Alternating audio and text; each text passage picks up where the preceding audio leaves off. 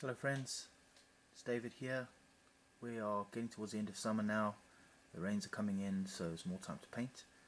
This week I had some spare time because I wasn't traveling, so I used the opportunity in the evenings to quickly get these Numidians done. They were super simple to paint, really quick as well. There's not a lot of detail on them, and it's pretty much a tunic, maybe a quiver, maybe a little pouch for sling stones, and that's about it. These are Essex miniatures from around 2003, and they will be added as allies or a standalone army so as allies to a Carthaginian army or a Roman Republican army, or of course as a standalone army. That's the other option as well. So they're quite versatile. These are just the skirmishes that I did. So I did 3 bases of archers and 3 bases of slingers, and these are based for the DBX standard, so they are going to be like light infantry javelin or light infantry slingers or light infantry bow in ADLG. Again, as I said, easy to paint, no real skill required, to be honest. They paint up pretty quickly. I went for a variety of sort of linen-ish colours, so I used a grey into a white for some of them. I used an ochre colour from Foundry for some of them, and I used a raw linen colour from Foundry for some of them, and then a variety of browns for things like quivers and such, and belts, and I used mahogany brown as the skin tone.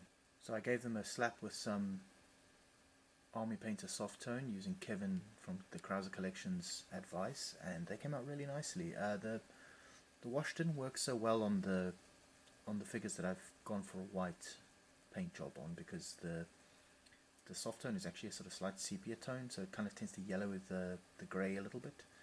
So I think in future I may just apply it to the areas of skin and the slings and such, and then if it's a white tunic, avoid on applying it on there, and then just maybe use black instead. But still, you live and you learn. So yeah, these were really easy to do. I have loads more Numidians to do of various stripe, but the nice thing about these, as I've said in the past, sort of small manageable batches are quite good to do, because they are quite rapid, and when you get them done you get a real sense of accomplishment. So, and again, 15mm sort of lends itself to that kind of super quick pumping out of figures, which is nice. So I got these done. Right, so next up we have some artillery from a collection my mate Dave gave me. He gave me several stands of American Civil War in 15mm, and I have not bothered repainting the figures because they've done to quite a good standard, but I have just rebased them, and it's given them a whole new lease of life. So yeah, these are 2 Union pieces that are now ready for the tabletop. I have based for Fire and Fury, as I've done with all my 15mm ACW stuff. Right, and then next up, these are the 13th Pennsylvania Reserves, at least that's how they were labelled by the previous owner. And I have, again, just rebased them, not bothered doing anything else to them, but they look pretty good. The figures look like they're from the 80s or so. I'm not sure who manufactured them. I haven't really done too much digging because it doesn't really matter to me. But again, I think they look good. Obviously when you get up close to them, you can obviously see the blemishes and such, but I think at this range they look the piece. So happy with the way those have turned out. Alright, then these were not labelled as a particular regiment or anything by the previous owner, so I just rebased them, and I figure I can work out later who they are going to represent. They just have a standard Union flag, so there's nothing to really set them apart from anyone else.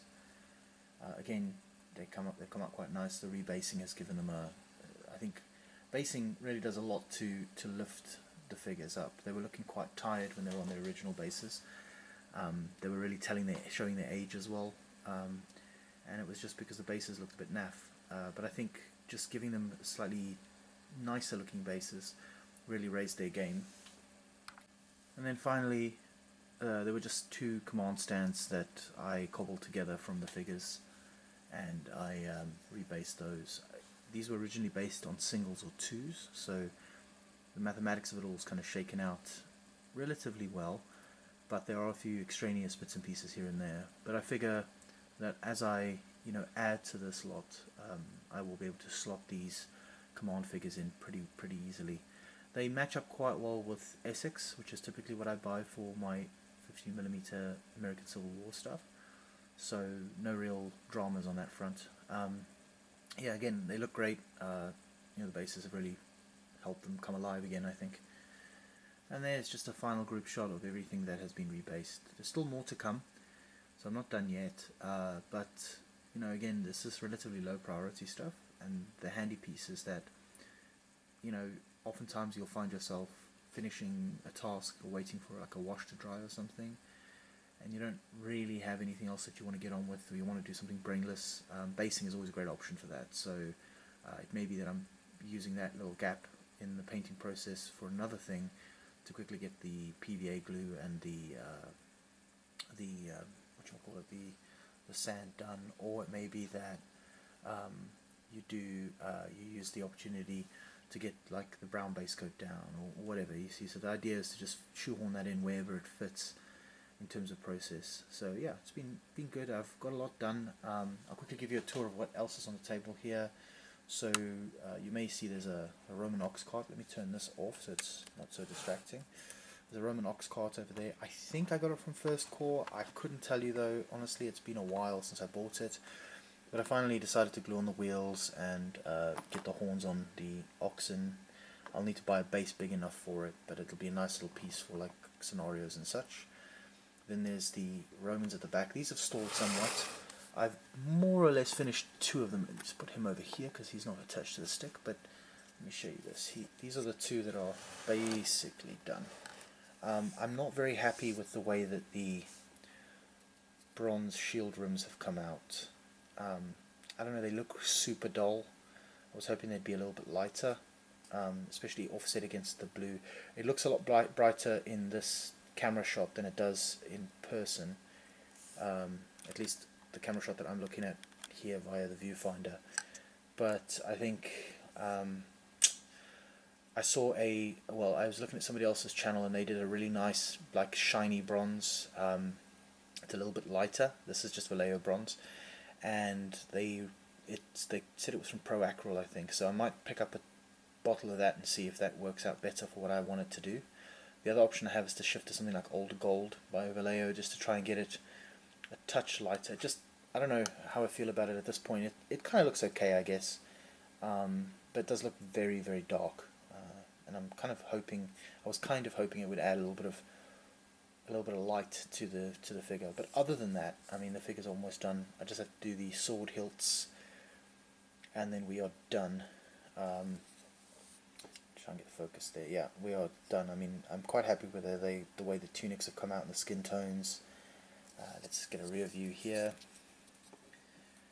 Yeah, there it is. So pretty happy with that. Again, if you look at the belt and the helmets, you'll see that it's got a kind of very dull bronze. I was hoping for something a bit more burnished looking, but I don't know. I'll have to see how I feel about it. It's not the end of the world. Again, it looks to my eye via the viewfinder less horrendous than it does in person.